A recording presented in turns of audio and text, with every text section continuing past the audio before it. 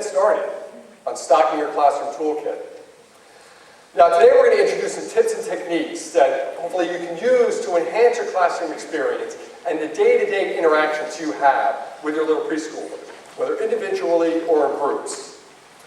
And we're taking these tips and techniques from an educational curriculum called Tools of the Mind. It was developed by Elena Bodrova and Deborah Leon from Denver, Colorado. And there's actually a copy of that book, as well as the other materials that we've used to help develop this presentation for you on the back table there. But Tools of the Mind is a preschool curriculum, preschool and early elementary school curriculum, based on the work of the eminent Russian psychologist Lev Vygotsky. Now the curriculum works on helping young minds develop ways of thinking and problem solving, alone, in pairs, and in groups. It's not about the product of learning, meaning I tell you something about flowers, and now you know something about flowers. It's more about the process of learning how to learn, what to look for, knowing how to know things. So it's, let's take a walk and explore flowers together. You might tell me the different colors of flowers you see because you know about flowers now. I might go and sniff a flower and say, boy, that's a nice smell. Or, wow, you know what they call this? Skunk cabbage. I think I know why. Ooh, boy, that doesn't smell good. You help them explore flowers so they begin to understand the floweriness of flowers. So the next time they see flowers or anything botanical, they've got some ideas of what to do on how to explore them. And they're not just waiting for somebody to tell them the name, the etiology, and the particulars about it. Now this curriculum, this Tools of the Mind curriculum, is used throughout the country, and there's actually a pilot program in Washington, D.C. going on right now in some of the Head Start preschool programs. So we're very excited to learn from them over the next year how that's going out. So it is a full classroom curriculum that a school could use. So get your pens and papers out because I'm about to tell you what you need to start doing next week. Hardly. Believe me, like I said before, I'm humbled to be up here with you all. And what I want to try and do is give you an introduction to some of the tools from Tools of the Mind. Give you an introduction into the work of Vygotsky and how he understands and his colleagues and people who worked after him understand children, development, and the environment. Some of the things I'll say you probably already know and are using, and maybe you'll use them with a little more vigor and a little more intention. Some of the things might be new, but together we're going to spend a few hours and see what happens. So I'm going to talk about 4 different tools of the Tools of the Mind curriculum. I'm going to describe what they are, how they're helpful to you, and then how you can use them in a classroom, hopefully with some good examples that will help you understand. The first is scaffolding. The second is language and speech.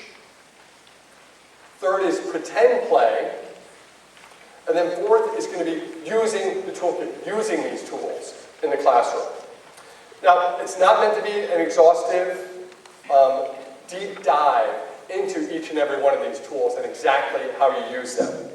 But instead an introduction into maybe a way of thinking about how your preschoolers are learning and what you can do to nurture some of the mental tools that they talk about in Tools of the Mind that the children can practice, use, and master as part of their overall social, emotional, and cognitive development.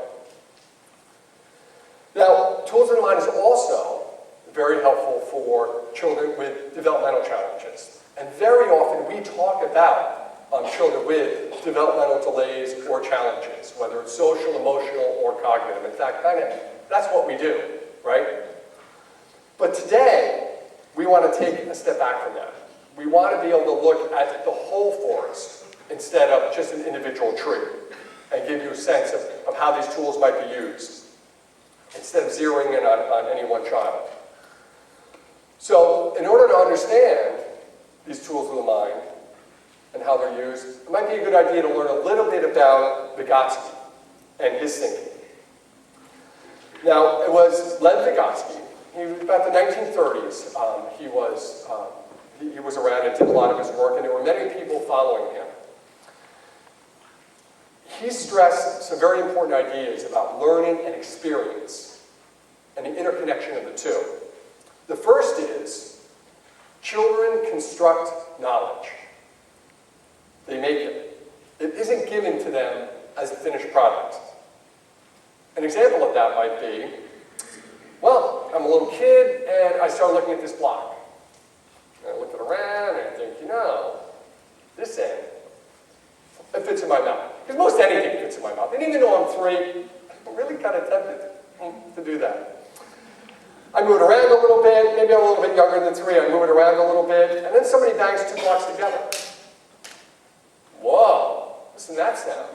So I take 2 blocks, and I bang them together, and I look up, and guess what? I've got a big smile and a knowing praise. I'm doing a good thing.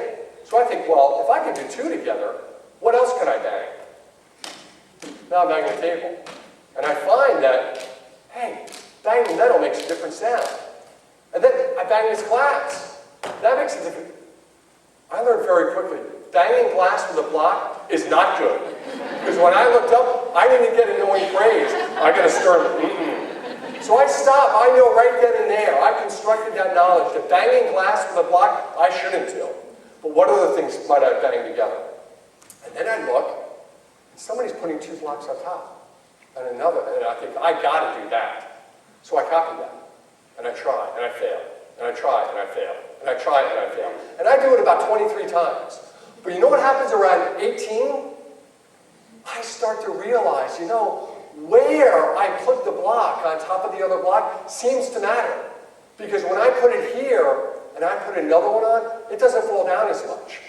I had a little bit of information given to me, banging blocks together, knowing praise. But I took that, what else can I do? I began to connect ideas a little bit to see where else I could go with these things. I'm actively constructing my knowledge about blocks and what I can do with blocks. That's what Vygotsky talks about. Now, there's a key ingredient here. It's not just me with a bunch of blocks in a box. It's me with somebody else. Because to Vygotsky, development can't be separated from its social context. The I, me, plus you, together equal a we. You learn in relationships. You learn from relationships. It's all about you and another person and the environment. Now, learning can also lead development. Meaning, again, it's the process of what you're learning versus the product of having learned something. And that's a little bit different from other theories. Now, do people know about the theories of Piaget?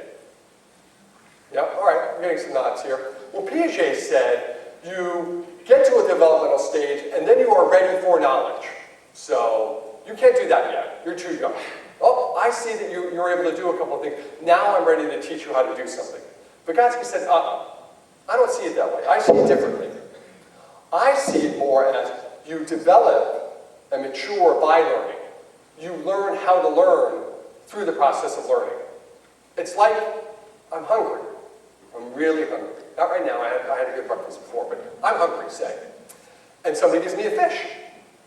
Well, I'm not hungry anymore. No problem. But the next day I wake up and I'm hungry again. Well, somebody's better give me a fish. But what if you teach me how to fish?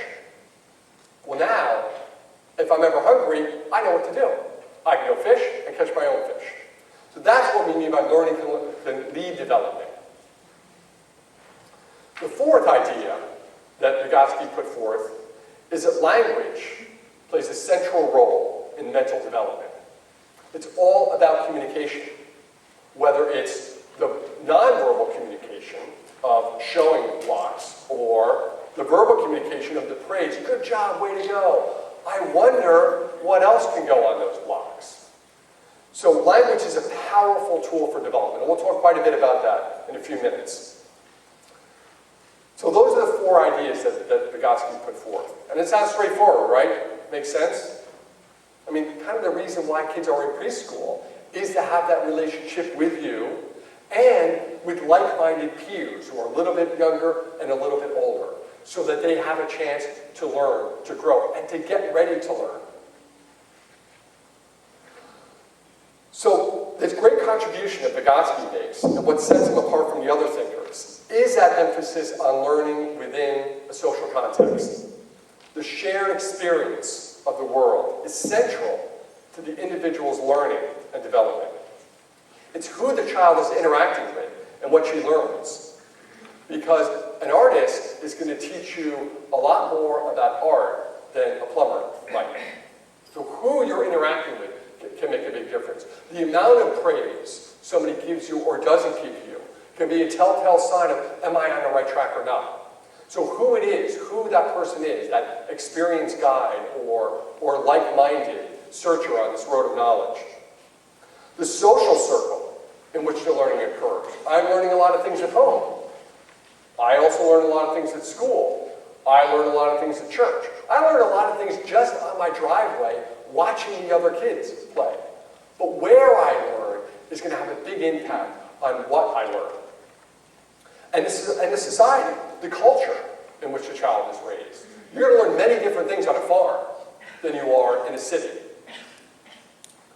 Eskimos, we might have heard this example before, have dozens of names, if not hundreds, for snow. We have one. Snow, maybe sleet, that's kind of like snow. Maybe we have a couple. They have dozens. Because it's really important to know when you're an Eskimo, what kind of sleep is out there? Is it the kind of sleep that will allow you to go farther in search for food? Or is it the kind of snow that's coming that's really heavy that lets you know you need to stop where you're going? So for them, it was really important to know the different varieties of snow and have a name for that snow. Because they don't just say, hey, snow's coming. They need to say, this particular type of snow is coming, which has behind it all sorts of meaning for you and what you should do. So the society and the culture has a big impact on what you're going to learn, how you're going to learn it, and what it will mean to you. Make sense?